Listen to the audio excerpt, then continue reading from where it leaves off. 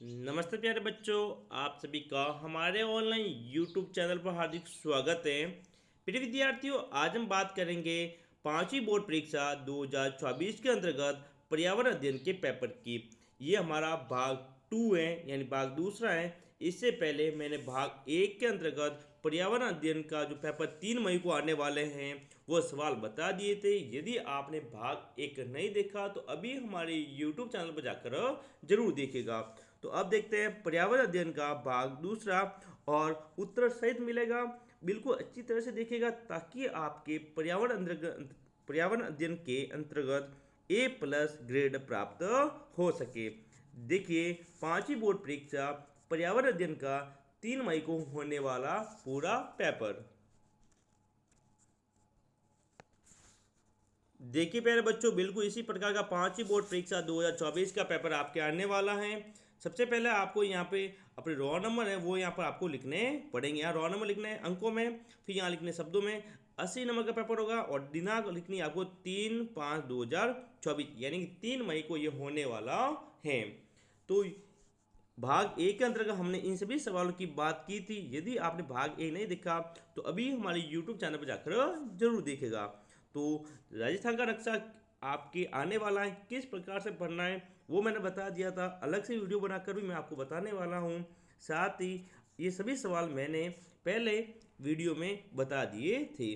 कुल 12 सवाल किए थे। यहाँ तक हमने बात की थी। कहाँ तक? यहाँ तक हमने भाग 1 के अंतर्गत बात की थी। अब भाग 2 के अंतर्गत पहला सवाल है, यानी कि 13वां। देखिए, भूस्खलन से आप क्या समझते हैं, अपने शब्दों में लिखिए। उत्तर है, पहाड़ों पर जमीन खिसक कर मिट्टी, मलबा, पत्थर आदि का लुढ़क कर पहाड़ों से नीचे गिरना आदि को भूस्खलन कहा जाता है।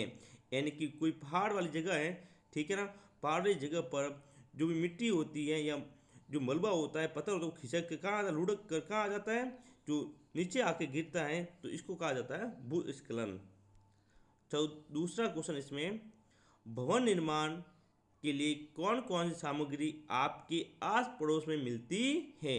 ए, कौन कौन सी सामग्री दूसरी वहाँ जगहों से मंगवानी पड़ती है। यानी कौन सी, जब घर बनाते हैं, भवन निर्माण का मतलब क्या, कोई भी भवन यानी घर बनाए, स्कूल बनाए, जो भी बनाते हैं हम, तो जो सामग्री है वो हमारे आसपास मिल जाती है और कौन दूसरी जगह से मंगवानी पड़ती है। तो देखिए, पहले आसपास मिलने वाली सामग्री, जैसे कि पानी हमारे आसपास मिलता है, मिट्टी मिलती है, बलि, कट्टे, पत्थर, सीमेंट, ये पत्थर वगैरह ये हमारे आसपास मिल जाता है।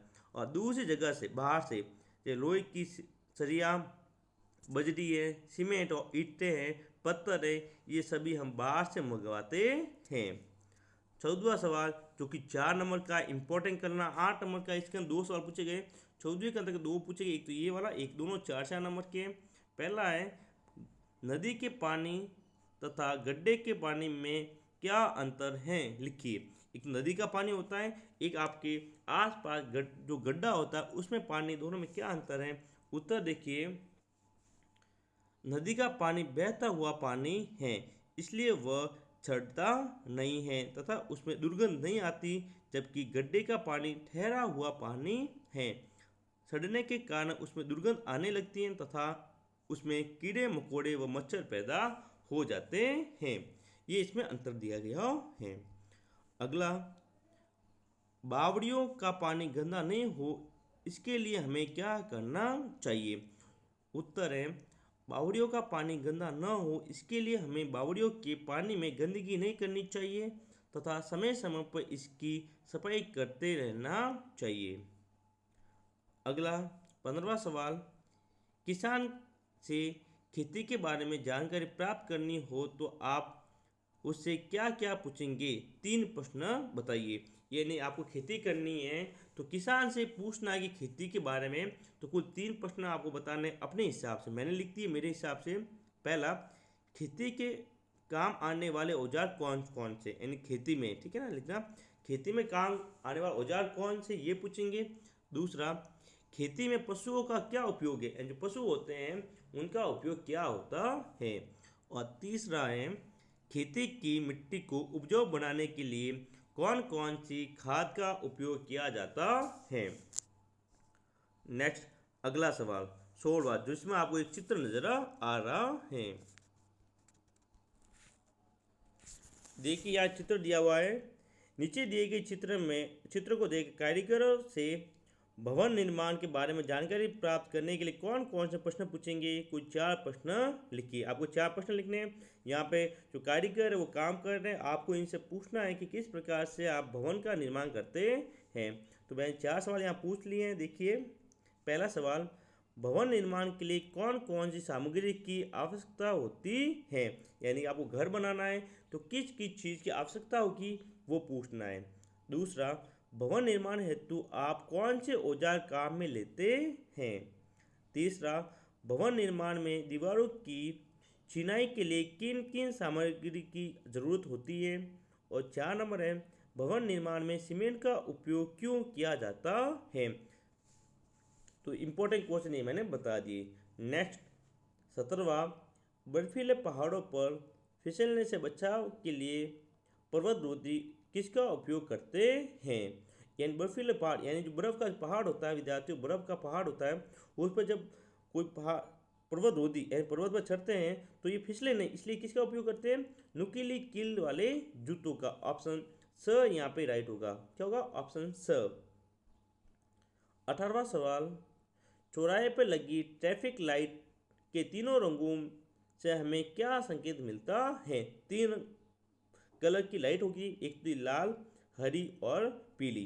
देखो लाल बत्ती होने से रुकने का संकेत मिलता है, हरी बत्ती होने से हमें चलने का संकेत मिलता है, जबकि पीली बत्ती से सावधान होने का संकेत मिलता है। जब पीली बत्ती हो तो हमें देखना से हम सावधान होना चाहिए। 19वां सवाल, वायु प्रदूषण के प्रति जागरूकता के लिए कोई 2 स्लोगन या नारे लिखिए। ये 2 श्लोक लिखने या नारे बताने ताकि लोग वायु प्रदूषण के प्रति क्या हो, जागरूक हो सके। पहला है, मत फैलाओ वायु प्रदूषण, पर्यावरण का करो संरक्षण। दूसरा, वायु प्रदूषण रोकें, प्रकृति की रक्षा करें। अगला सवाल है, प्रिय विद्यार्थियों, यदि वीडियो अच्छा लगे वीडियो को लाइक करें, शेयर करें, और यदि आपने अभी तक हमारे चैनल को सब्सक्राइब नहीं किया, प्रिय विद्यार्थियों ये चैनल आपका अपना है, जल्दी से चैनल को सब्सक्राइब करके बेल आइकन को जरूर दबाएं ताकि कक्षा 5 के बाद हम अगले साल कक्षा 6 की सभी विषयों की क्लास शुरू करने वाले हैं और आपको फ़ायदा हो सके। कक्षा 6 की सारे विषय की क्लास हमारे यूट्यूब चैनल पर डिजिटल बोर्ड के साथ आपको मिल जाएगी, तो जल्दी से चैनल को सब्सक्राइब कीजिएगा। सवाल देखिए, आपका चयन पर्वतारोहण के लिए किया गया, आप इसके लिए क्या पूर्व तैयारी करेंगे, योजना बनाकर लिखिए। ये मैंने मेरे हिसाब से योजना यहाँ बना ली है, पूरा यहाँ पर लिखा हुआ, आप इसको अच्छी तरह से पढ़ सकते हैं, स्क्रीनशॉट भी आप ले सकते हैं। नेक्स्ट अगला सवाल देखिए 20 नंबर, कार चलाते समय निम्नलिखित में से किस बात का ध्यान रखना चाहिए। सीट बेल्ट बांधना चाहिए, बिल्कुल सीट बेल्ट बांधना चाहिए। शराब पी के गाड़ी नहीं चलानी चाहिए, ये भी सही है।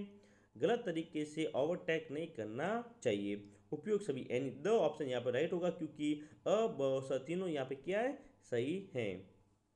अगला सवाल, पहाड़ों पर बढ़ते कचरे को रोकने के लिए आप क्या प्रयास करेंगे, इसकी कार्य योजना बनाइए।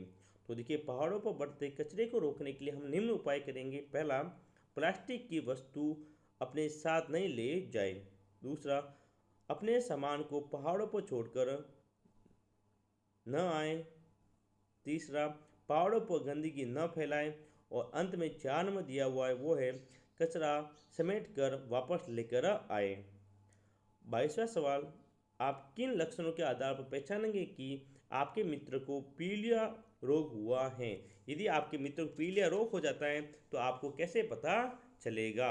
तो अब बस यहाँ दिए हुए हैं, मूत्र का पीला आना, ये भी तो होगा। आंखों का रंग भी क्या होगा, पीला होना।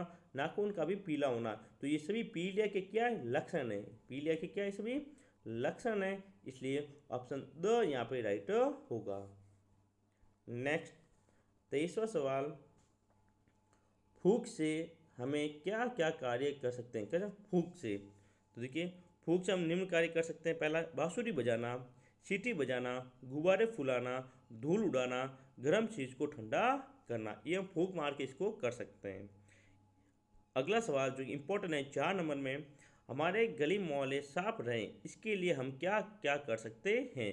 आप अपने हिसाब से उत्तर लिख सकते हैं कि किस प्रकार से आप कार्य कर सकते हैं आपकी गली को साफ करने के लिए, आपको मोहल्ले को साफ करने के लिए। मैंने यहाँ पर कुछ 4-5 पॉइंट अपने हिसाब से लिख दिए हैं, आप चाहो तो इसको याद कर सकते हो। तो ये था पर्यावरण अध्ययन का पेपर, पूरा पेपर 3 मई को होने वाला। ये भाग 2 है। भाग 1 की बात मैंने अगले वीडियो में की थी, यदि नहीं देखा तो जरूर देखिएगा हमारे यूट्यूब चैनल पर जाकर। और वीडियो अच्छा लगे वीडियो को लाइक करें और चैनल को सब्सक्राइब जरूर कीजिएगा। मिलेंगे अगले वीडियो में, तब तक के लिए जय हिंद जय भारत।